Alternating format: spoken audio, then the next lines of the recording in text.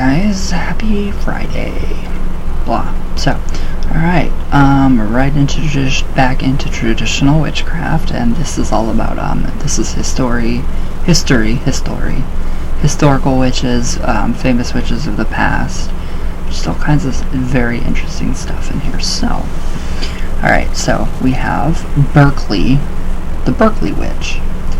Alright, so now in English folklore, so this is English, this would be traditional witch. The Berkeley Witch was a wealthy woman who lived during the time of Norman conquest.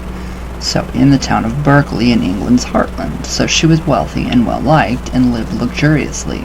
Her secret kept until she was close to death. What was that her wealth was given to her by the devil. In a pact for her soul, apparently she earned the name witch because she sold her soul to the devil, which reflects the one common belief that all witches made diabolical pacts. So, yeah, I highly doubt that. But according to lore, one evening as the Berkeley Witch ate at her dining table, her pet raven gave a single harsh note and dropped dead. That's sad. The woman recognized this as a sign that her end was near, and that she would have to live up to her end of the bargain with the devil.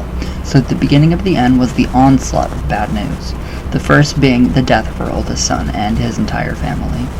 She was so overwhelmed that she took to bed and grew weaker day by day. Oh, she confessed her pact to her two children, who were monks and a nun. Oh, God. It was determined that the only way to keep her out of the devil's clutches was to wrap her body in a stag's skin, place it in a stone coffin, bound with 3 magic iron chains, for iron drives away the devil and his hordes, and place the coffin upright in church. Psalms and masses were to be sung and said over the coffin for 40 days and 40 nights. Meanwhile, if the coffin were not violated by the devil by the 3rd day, her body could be buried in the church's graveyard. That's really, really interesting. That is really, really interesting. Okay.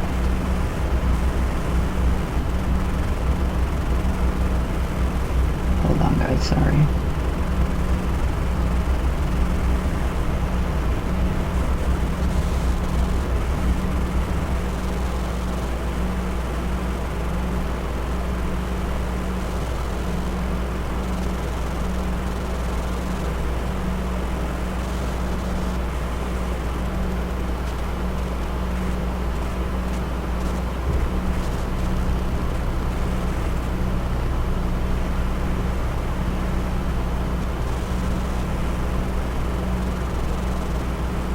Sorry, guys.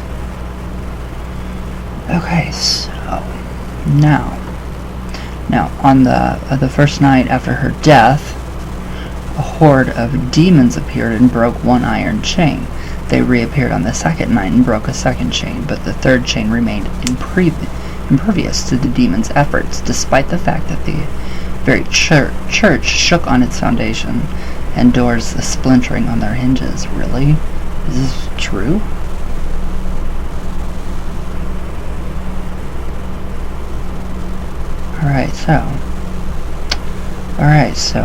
Okay, then a hideous figure appeared, the devil himself, and bade the Berkeley Witch follow him. From inside the coffin, she replied she could not, for she was bound. I will unbind you, to your great loss. The devil answered, and he tore away the chain, smashed the coffin, and seized the living corpse of the witch. He strode outside, where there waited a huge demonic black horse covered with spikes.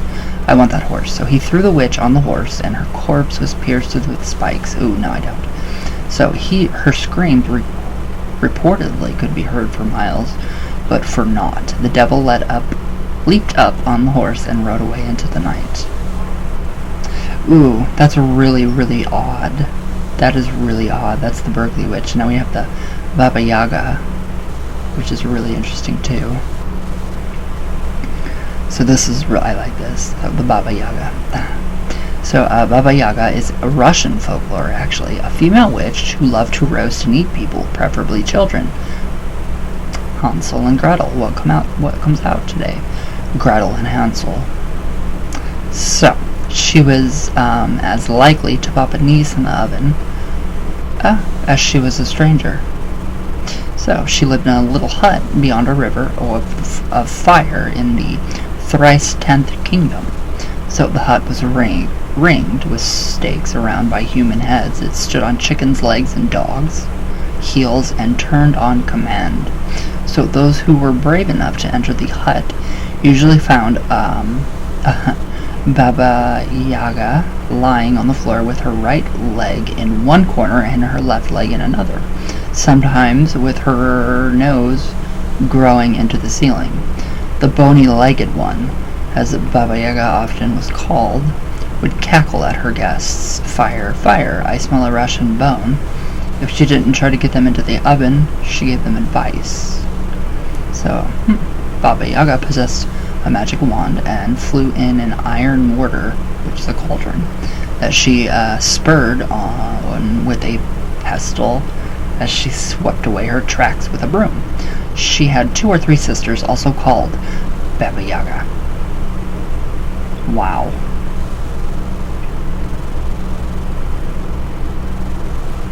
Wow, so that's really, really different. I mean, that's like really, really connected, like Hansel and Gretel. Huh. That is really, really interesting. Alright, now we have the Cain Wand witches. So this is interesting too. Let's brush up on our history, which is never bad. Alright, so Cain Wand witches, according to a prophecy by the famous 19th century cunning man James Merle, the Essex village of Cain Wand, located in England's Witch country of East Anglia, would be populated with witches forever. Indeed, the village and the surrounding area have been steeped in witch lore since at least 1580, when a woman named Rose Pye was accused of witchcraft, tried and acquitted. Legend has it that every time a stone falls from the tower of St. Nicholas's church, one witch will die, but another will take her place.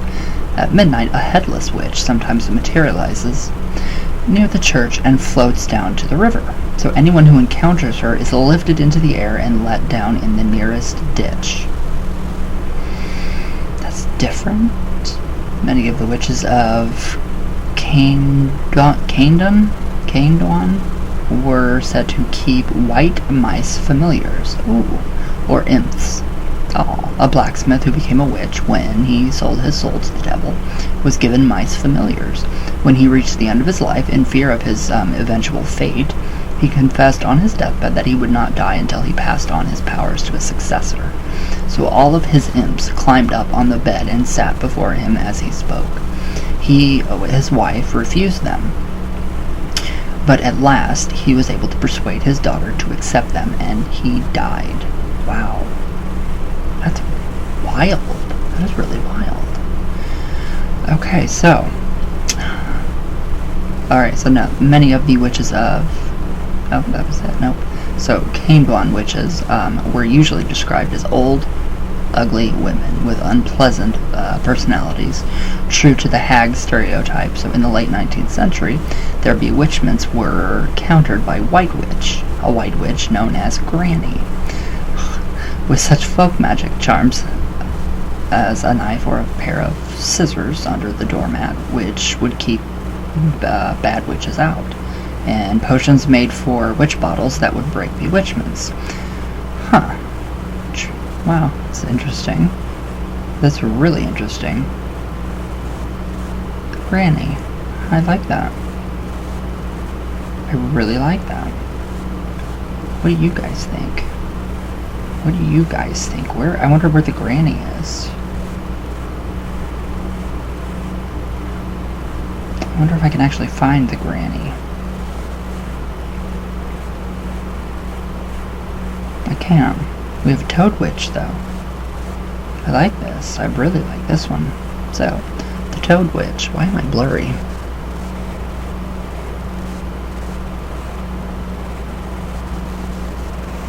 Oh, there, that's a lot better. So we have the Toad Witch now. So a Toad Witch, a special kind of self-initiated witch in English folklore. Toad Witches, or Toadsmen and Toadswomen, as they are also called, were powerful and feared, especially for their ability to overlook or cast the evil eye. Toadsmen had powers over horses, pigs, and women, while Toadswomen had powers over horses, pigs, and men. So being a Toad Witch was considered dangerous, as one was likely to go insane because of the tremendous supernatural power and to die a violent death. Oh, it's interesting. So stories about Toad Witches have been passed down through oral tradition and were published in England by the turn of the 20th century. In her published account in 1901, Tilly Baldry of Huntingtoft, a self-professed Toad Witch, told how she had acquired the powers. So, Baldry caught a type of hopping toad called a natterjack. It's very rare, and carried it in her bosom until it rotted away to the backbone. She then held the bones over running water at midnight, so the supernatural forces pulled her over the water, and she initiated herself by saying, "Then you be a witch." Okay, Baldry thus was empowered to overlook blind men and animals, to kill without disease, see in the dark like an animal, and drive in mud where other vehicles would get mired, whatever. That'd be kind of interesting. I mean, I think so. Alright, so Bladry said that her husband, Dola, ran off with another woman, Neoma Cain, and went to live in the village about 16 miles away. She magically forced him to return to her by making him walk backwards the entire distance. Okay, that would be cool. So this reportedly was witnessed by 4 persons. Then Baldry exacted revenge upon her rival. She took a lock of Cain's hair and burned it in a ritual to curse her. So Cain was terrified when she learned of this and sought the help of a cunning man to undo the curse. So he told her that in order to do so, she must obtain the ashes of her hair, which of course was impossible. Doomed, she went into a decline and soon died. Wow. Baldry attended her funeral and threw the ashes of her hair on the coffin as it was being lowered into the ground. Wow.